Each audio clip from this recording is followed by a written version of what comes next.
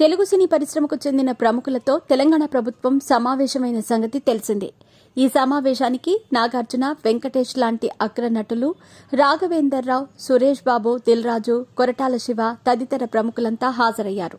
అంతర్జాతీయ స్థాయి సినిమాల షూటింగ్లు కూడా హైదరాబాద్లోనే జరిగేలా ఆ స్థాయిలో తీర్చిదిద్దుదామని, అందుకు కలిసి పనిచేద్దామని ప్రభుత్వం, పరిశ్రమ తీర్మానించాయి.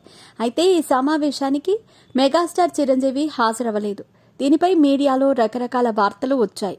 వాస్తవానికి ఈ సమావేశానికి రావాల్సిన అవసరం లేదని స్వయంగా రేవంత్ రెడ్డి చిరంజీవికి చెప్పినట్టు తెలుస్తోంది.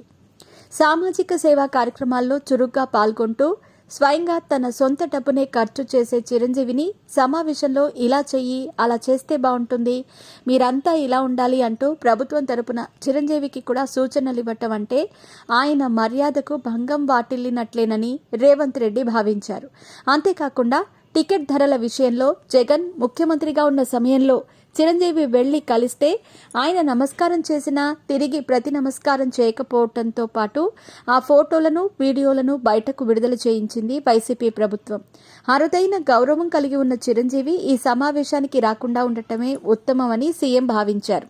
సమావేశంలో మనమందరం ఇలా చేద్దాం, అలా చేద్దాం అంటూ ముఖ్యమంత్రిగా రేవంత్ రెడ్డి సినీ ప్రముఖులందరికీ చెప్పారు.